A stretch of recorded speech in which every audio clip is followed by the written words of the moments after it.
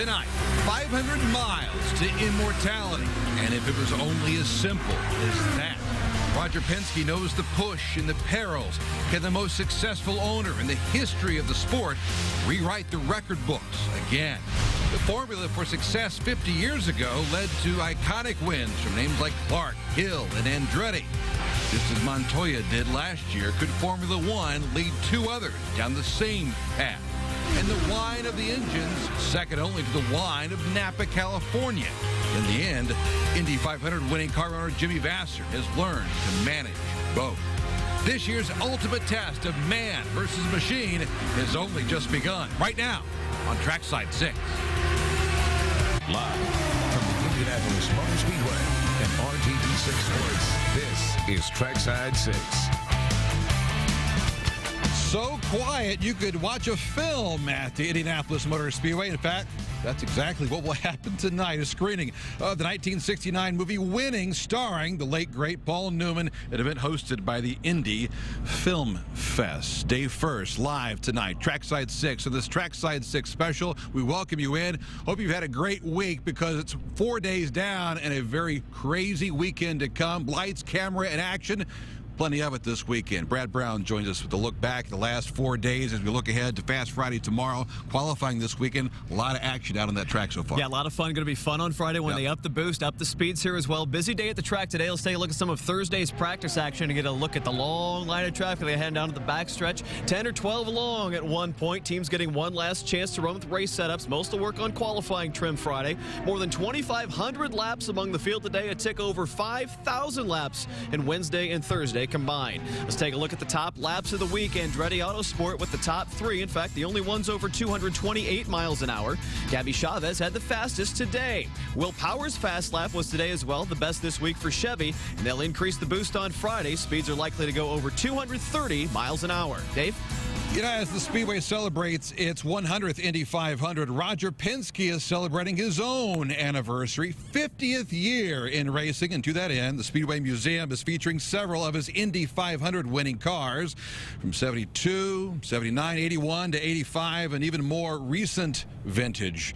It seems Penske's place is definitely victory lane at Indy. And here's the thing, Roger has so many winners, they're literally spread throughout the country, including Scottsdale, Arizona. And tonight we find out that at 79 years of age, well, RP is still wheeling and dealing in so many ways.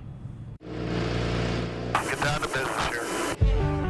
They're going green next time by 10-4. Be nice and smooth here.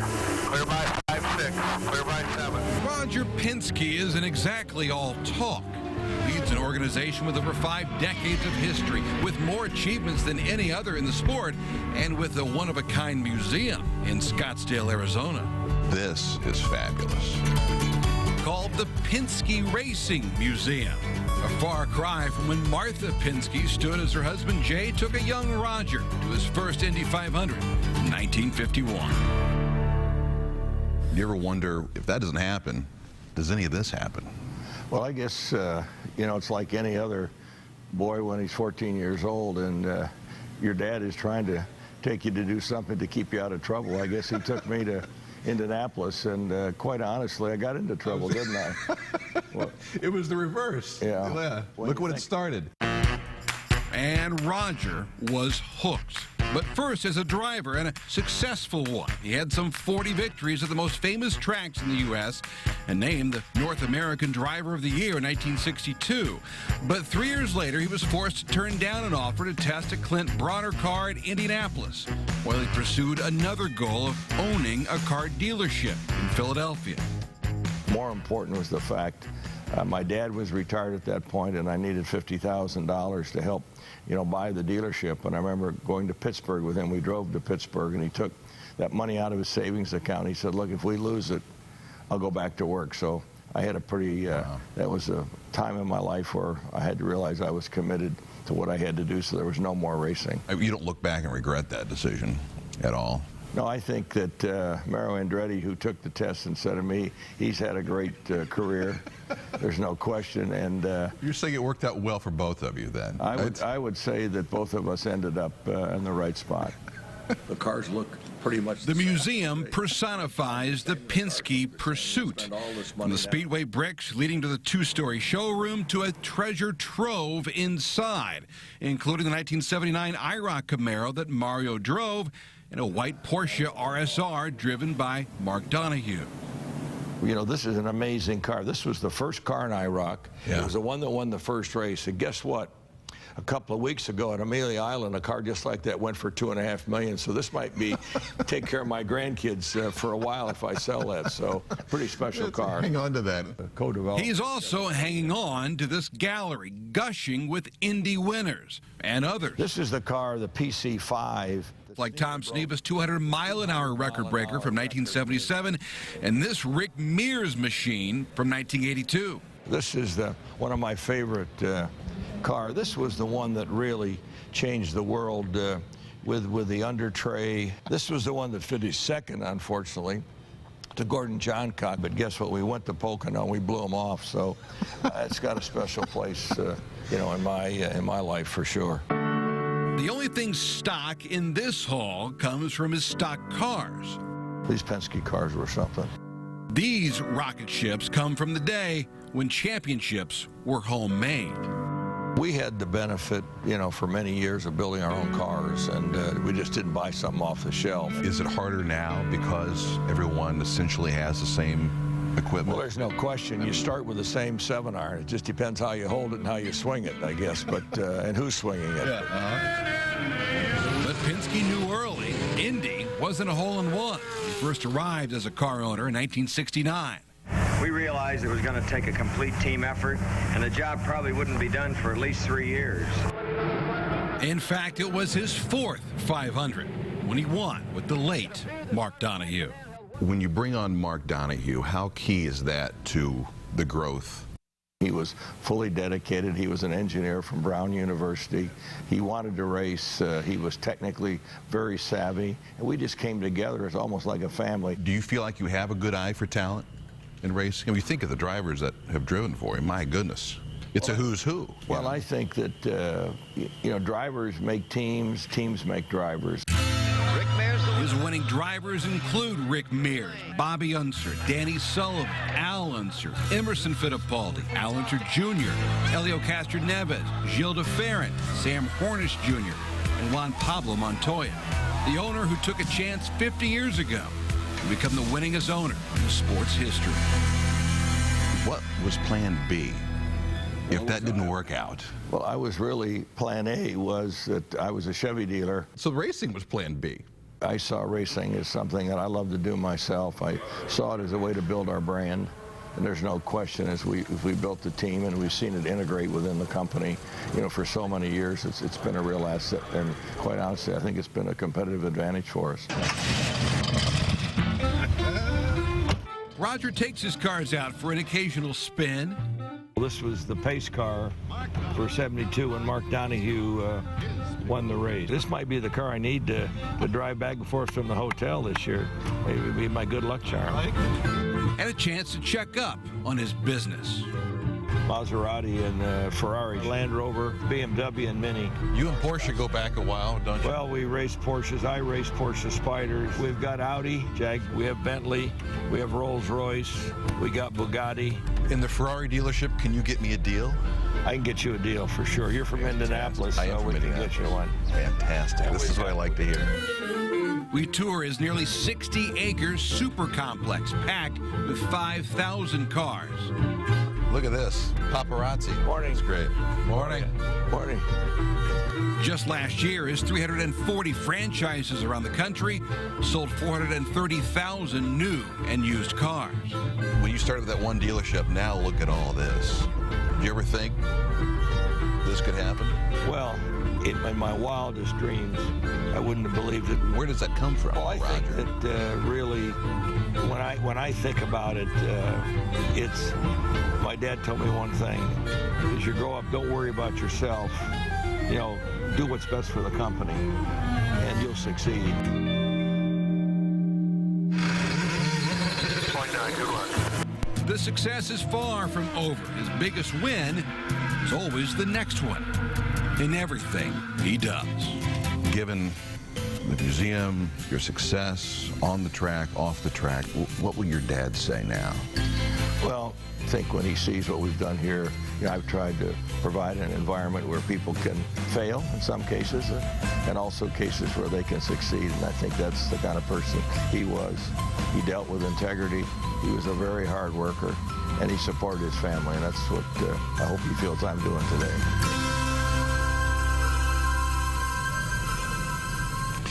16 Indy winners, but the year he remembers the most, 1995, the year they didn't make the Indy 500. Back after this. Still to come, the history of the Indianapolis 500 is filled with the history of Formula One. Michael Grady has the story of two young guns who aim to add to that lore. Plus, So here's to the 100th Indy 500. Thanks so much for this. Great day. It's been 3 years since Jimmy Vasser, as a car owner, sipped milk in Victory Lane at the Speedway. These days, he's also sipping wine. That story from Napa, California, coming up on Trackside 6.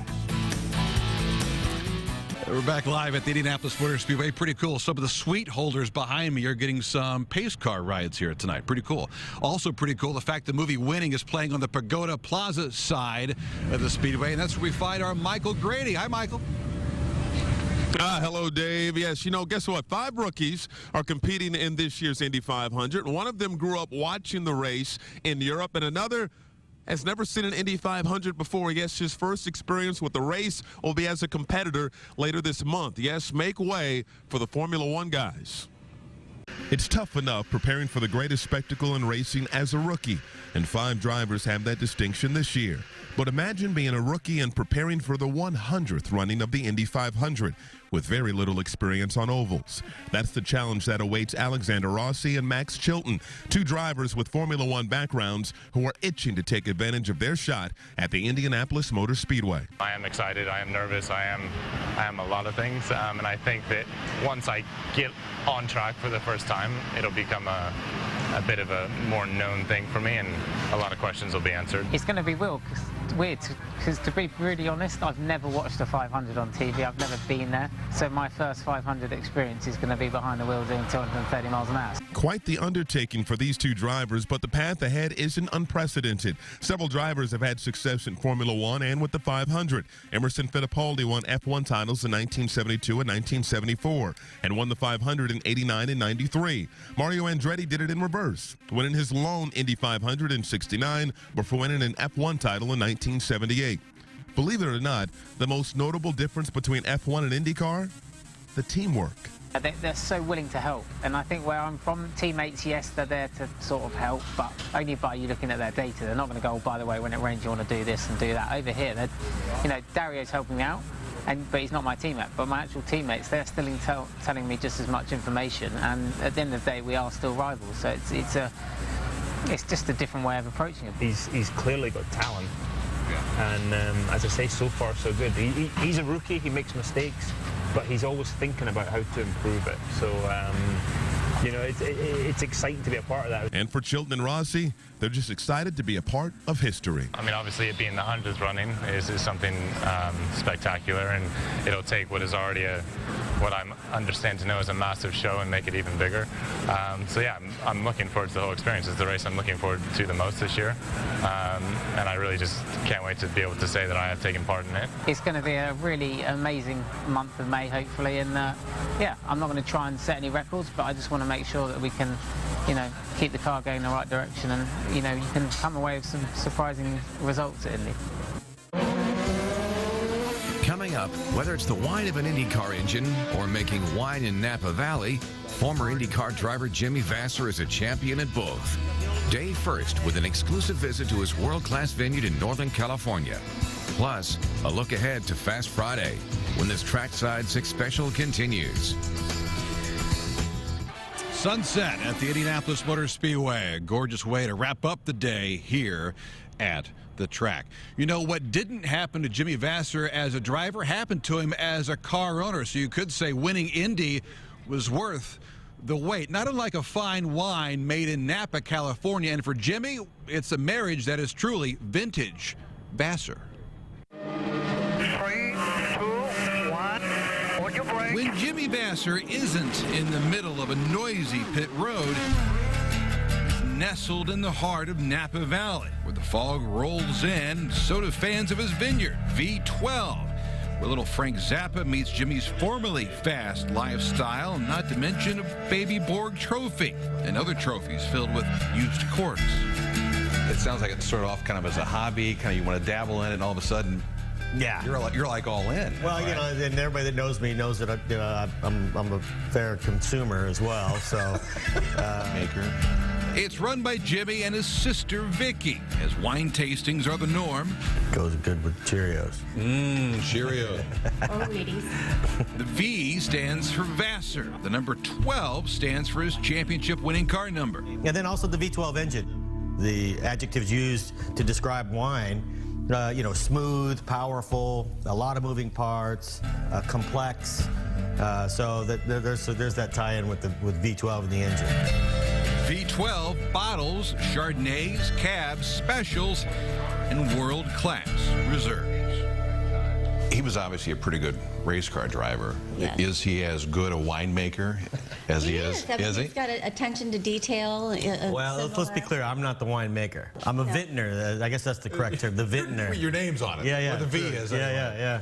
It's a bigger endeavor than I originally had thought. But the vineyard is not in name only. Jimmy's eyes go from grape to glass and every step in between. You know, I want the wine to be good, and it needs to be better. And You're as competitive with this as you would be out on a race. Absolutely. I mean, competitive spirit, I think it goes with everything. As Jimmy Vasser lines up victory. It definitely went with his IndyCar career, which saw him win 10 times, including the US 500 during the 1996 split of open-wheel racing. But it was always the desire to win more. Racing career. Did you get everything out of it you would have liked? No. You know, looking back, I think I could have been better if I was a little more serious about maybe my fitness and you know, like I said earlier about, you know, how the correlations of the wines, the racer's mentality is it's almost never good enough. It continued as a car owner a few years ago when he was looking for a driver in 2013 and hired a free agent in Tony Kanaan. You know, when he came available, I thought, you know, it was like I was walking through Goodwill or the Salvation Army, and all of a sudden there's Tony Kanaan on the shelf, you know, for a bargain price. You know, it's like well, I think get two of these. We're going to take him, you know. TK has won the 2013. It paid off for both. Kanaan and KV Racing won the Indy 500. We won the Indy 500, and everybody kind of on the stand were looking at each other like, did this just happen? Now what? And I was the first one to say, I know what. I'm heading that way, you know. I'm heading down to Victory Circle, and got there about the same time Tony did, and I just jumped on the car. And I drove into Victory Circle with Tony, but, you know, maybe in a weird way, that was my thing to drive into Victory Circle at Indianapolis. By the way, he's still driving. Got the old original flathead. These days, it's the 1947 Willys Jeep, helping keep an eye on his 45-acre property. So we've got two distinct views. From this side of the property is obviously the Napa Valley and the San Francisco side. And then this whole side is the Soda Canyon side, which is kind of more of a European look to it. If you got the knock right, you know, then you can come in. Chance to check up on construction of his speakeasy, decorated with pieces reclaimed from the original headquarters of AAA in San Francisco. And a nod to the automobile industry, you know, by kind of recreating the lobby a bit with the pieces from the original AAA headquarters. We don't pick second growth. Right. Or taste testing the grapes just below it. Sweet. At a vineyard, it never ends. You know, it's like they say in racing, right? Speed costs money. How fast do you want to go? Right. The drive to succeed still very much remains. The only things sour in these parts come from the lemon trees on the property. Call it a picture-perfect transition. These days, it's the Vasser way. This thing could be world class by the time it's all said and done. It better be. You know, I think the wines are already world class, and we're working hard to all make them better. And you know, here we are, you know, looking down on Napa Valley, and with my hillside vineyard. Fogs rolling in. Yeah, It's just picturesque. Couldn't be much better. Still to come, the pressure begins to mount as qualifying weekend approaches. A look ahead to one of the most important weekends on the IndyCar calendar when Trackside 6 continues. Fast Friday practice starts at noon and the speeds go up. Michael and I are going to hop in one of these pace cars. Is that okay? Thanks for watching, everybody. We'll see you at the track. The race is on.